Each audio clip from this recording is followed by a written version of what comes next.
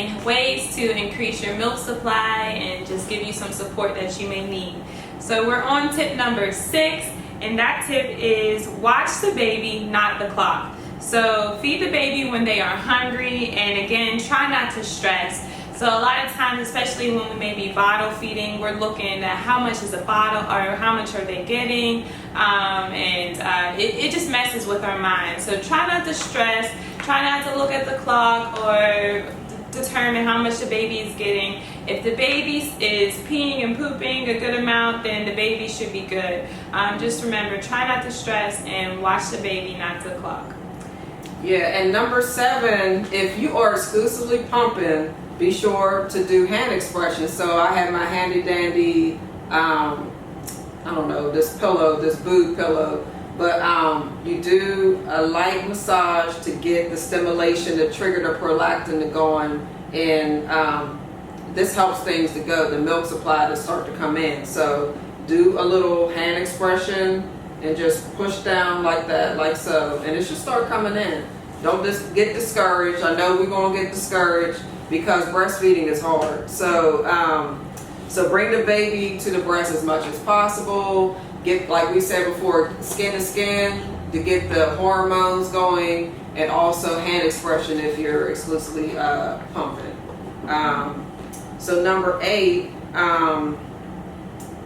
you said, what did you say?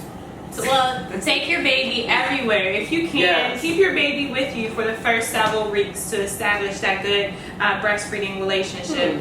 And baby wearing is also a great way to do that. And it keeps the baby close, it keeps the baby skin to skin all the time, which is beneficial for the baby.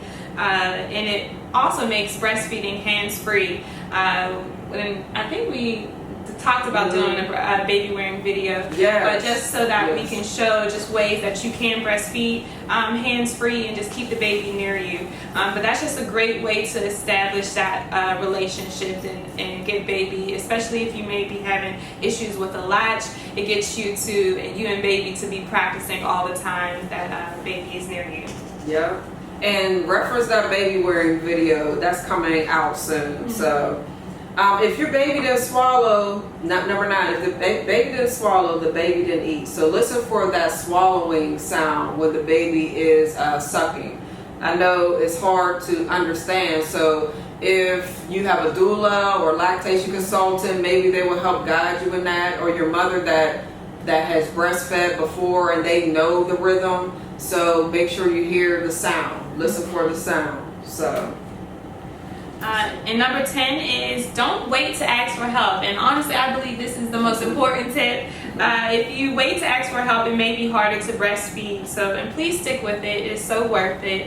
You can reach out to a virtual community, an in-person community, like Sarita mentioned, just a family member that may have breastfed their children, just anyone that can help you and just give you support and give you encouraging words is going to be really helpful. So create that community and just ask for help when you need it. There's so much help out there, so many free resources out there, and we can link some to this video, but just really build, tap into that community that exists.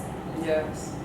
And you can find more about all this on kangaroobirthingandmaternity.com, or you can visit Dawa Momma's website. And what's your website? It is dawaisjoy.com. So DAWA isjoy.com. And we'll leave links in the bottom so you can reference that later. So thank you so much for your time. And I think we're going to have another video, so you can leave more comments below to more questions that you might have about, not just about low milk supply, but breastfeeding period. Because we want to build community. We want you guys to reach out to let us know, Sarita, Tayler, how can we overcome these issues that we're having in breastfeeding? So thank you so much. We'll see.